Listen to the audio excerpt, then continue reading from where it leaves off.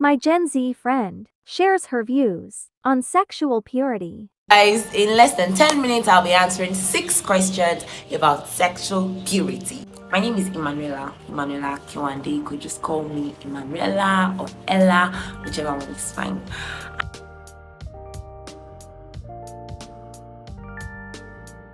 Sexual purity is a total commitment of sexual needs, desires, thoughts, and actions to God.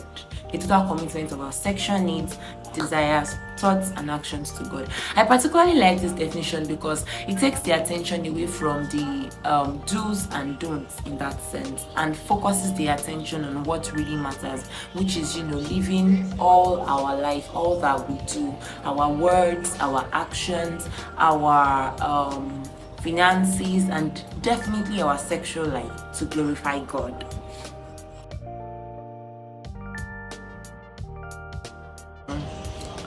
Okay, so one thing is sure. Of course, I didn't live in the 18th century or the 19th century, in fact. So I don't know what it felt like then to deal with sexual desires. But I don't think they had this much to deal with. So yes, I think one thing is sure: the distractions or the media, entertainment industry, music, videos, movies, everything all points towards this. So I think generally I can say it's difficult, but there is one thing I've come to learn. It is that it comes easier when we submit those desires to God and come to Him with 100% sincerity. Now, for me, okay, I know that it started to sound like, oh, everybody's saying talk to God, submit it to God, but how do you really submit it to God? For me, one thing that has particularly helped me in periods like this, periods when it feels like, this is what I want to do, this is what my body wants to do, and deep down I know, oh, I'm not supposed to do this, but sometimes the knowing that you're not supposed to do this doesn't take away the wanting to do it. So in times like that, one thing that is call it childish if you want, call it whatever, but one thing that I do is I get a note or a journal, a piece of paper, whatever it is, and then I write a letter to God. I write a letter to God. So a lot of my letters go like, dear God, I'm at this point where I feel like doing this with my body, but I know that this is what your word says, and I'm trusting that you by your spirit would strengthen me, So yes, that's a summary on that question.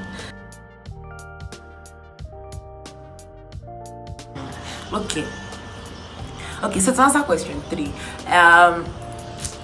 let me just do a bit of a journey down memory lane. Now, it's not much of a memory lane because I think this is somewhat a recent event. Was the last year or 2 years back.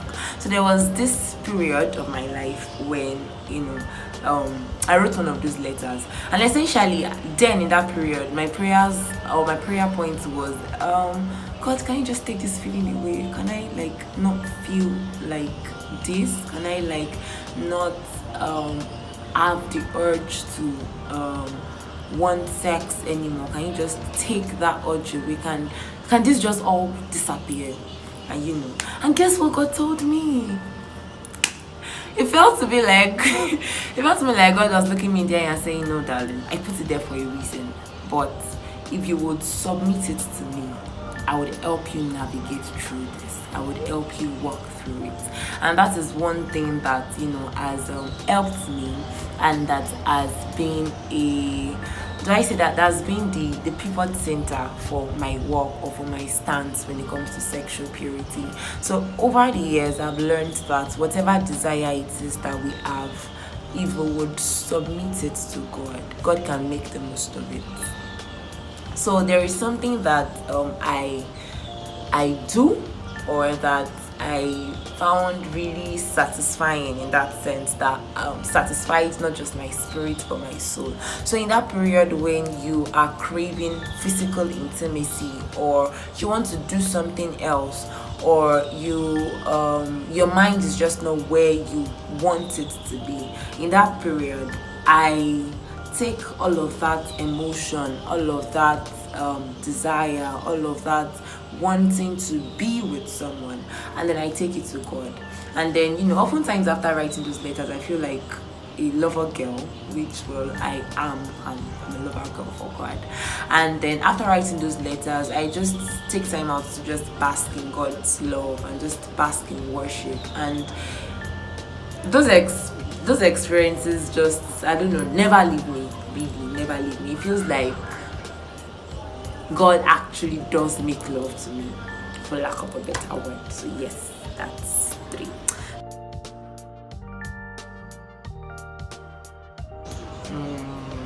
Definitely not.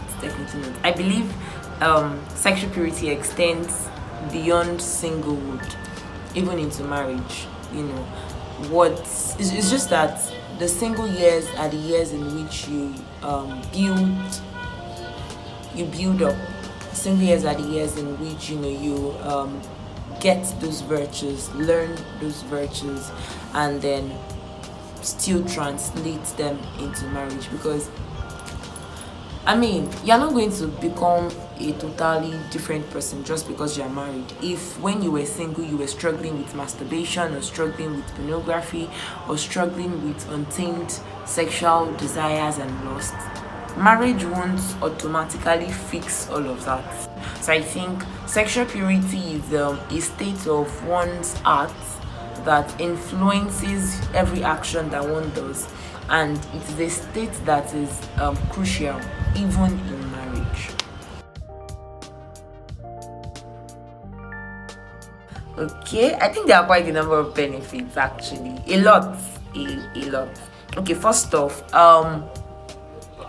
there is this guilt that comes when you do something that normal you're not supposed to do, especially when it's sexually related. I feel like the guilt that comes with lying and the guilt that comes with masturbation are on 2 different levels, or maybe it's just me, but I think the guilt are just on 2 different levels. And when there is that guilt, that holding back, there is the tendency to want to run away from God, not to talk to God, because you feel like, I just did this, and I know I shouldn't do it. So sexual impurity affects our relationship with God. So if not for any other reason, for your relationship with God, you should value sexual purity. Then second, sexual purity saves you from a lot of emotional entanglements. Like, it just saves you a lot of shalaye and and a lot of hurts, holding on to past relationships or situationships, or all of that.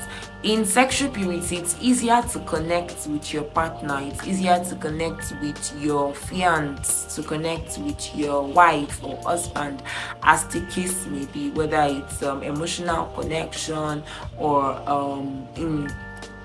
in marriage, sexual connection. If you've stayed sexually pure, there is nothing to compare to. There is nothing to look back on and feel like, I shouldn't have done that, or I shouldn't have done this, and all of that. Then under the whole else umbrella, sexual purity saves you the stress of having to worry on whether or not you have this disease or that disease and whatnot. Although I understand that sexual purity goes beyond just sex in that sense, it also goes to the level of your thoughts. So yes, sexual purity also helps your creativity. It helps your mind to process things better when your mind is not already clouded with sexual thoughts, or clouded with thoughts of immorality or lust, as the case may be. There is more space to be creative, more space to absorb information and come up with something beautiful. Yes.